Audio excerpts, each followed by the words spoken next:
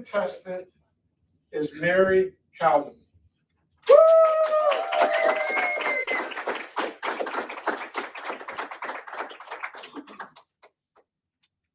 Mary Cowden, rewrite your story. Rewrite your story, Mary Cowden.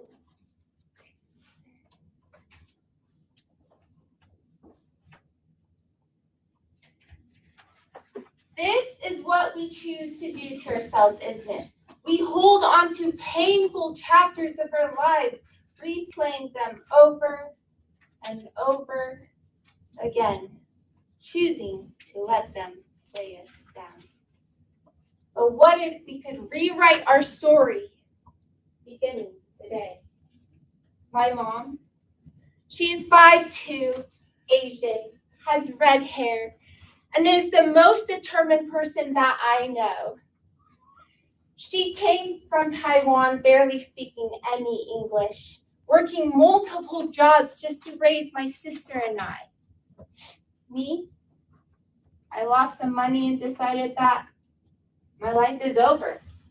If my mom had been in my position, she would have been on to the next opportunity before I could finish stuffing my pity party DoorDash order or watching The Office for the third time. When I was 22, fresh out of college, and in the middle of a pandemic, I got lucky. I got a great job, got promoted quickly, and was able to earn my first 6 figures within the year. And on top of that, I fell in love with my coworker. He is twice my age, great with stocks, and the kind of guy that made me think, wow, this is it. So when I told him I wanted to invest my money so I could retire my mom one day, he agreed to help me. At first, I gave him a little bit of my money.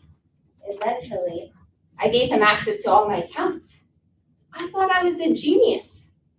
My money was working for me, and I was on my way to living the life that I had envisioned for myself.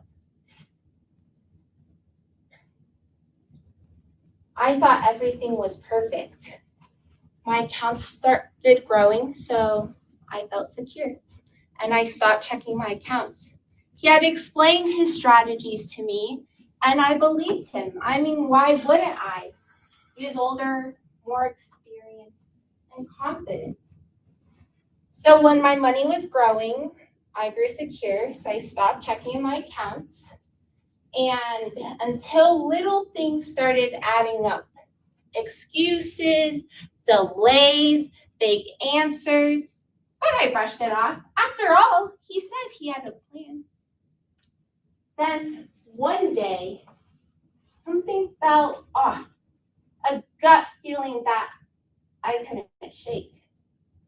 But I wasn't too worried. I had only agreed to investing a quarter of my money.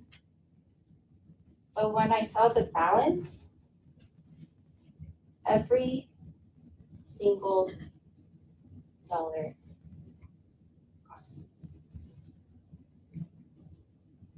I stood there refreshing the page, hoping that something would change, but nothing changed.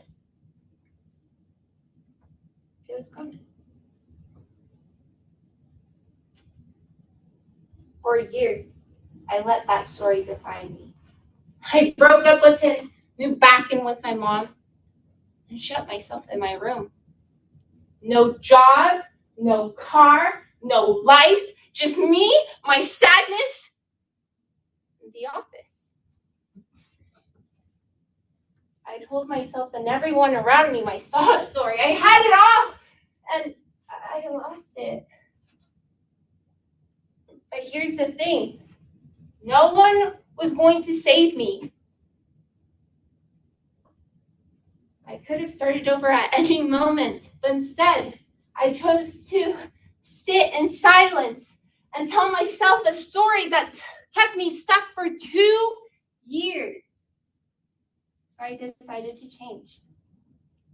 I wanted to act, build a personal brand, and become a professional speaker.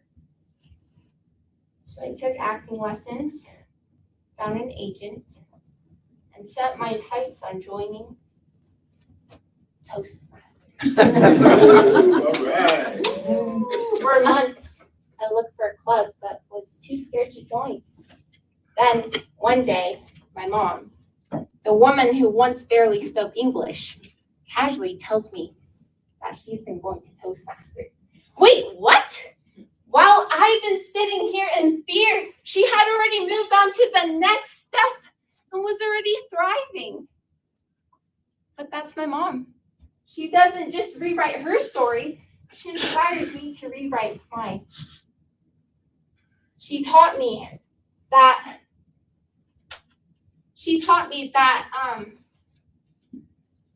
your past doesn't define you, and that you can choose to rewrite the page at any moment. So that chapter no longer defines me.